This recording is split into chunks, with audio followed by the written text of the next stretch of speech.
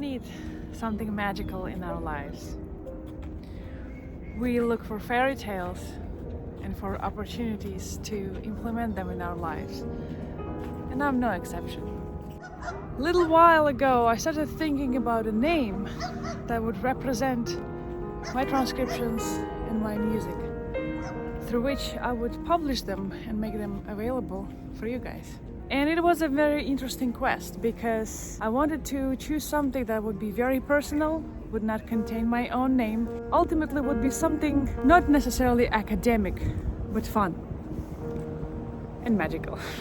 To me, having a space that would represent a musical output was on its own something magical. So it was a great experience of choosing.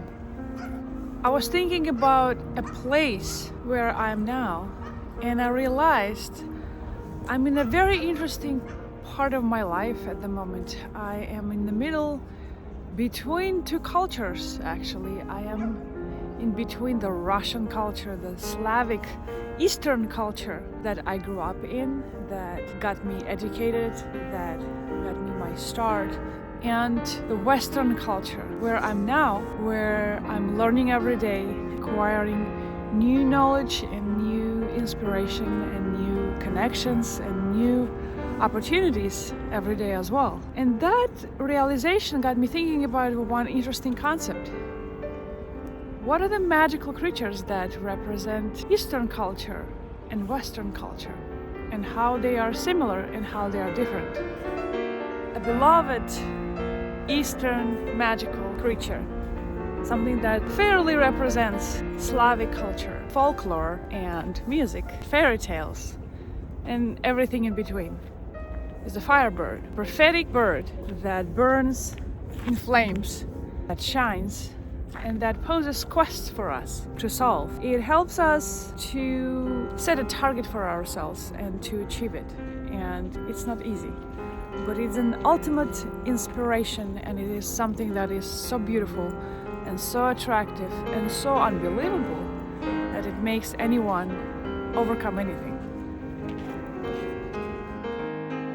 And another magical creature that represents Western culture and Western fairy tales, and it spans really from ancient times and is present even in Greek myths and in old Indian myths, and now largely represents current Western culture, is a unicorn. And unicorn has so many different variations of myths about him. But one main thing, it is a creature that represents purity, that really defines something very precious and thus is a symbol of uniqueness. It is also something that represents a dream, which is also something that sets a target, something that sets a purpose and a place to go. And since I'm finding myself in the middle of two cultures, in the middle of two worlds, it's safe to say, I decided to make these two creatures meet. So the name of my publishing company is Firebird meets Unicorn. I think it's very unusual, but at the same time, it allows me a whole set of new opportunities. And these two magical creatures never meet in real life, in real mythological life. And I thought, why don't they meet? It would allow me to think about it in a visual way and see how the two can look together. From a very young age, I was attracted to the old scores.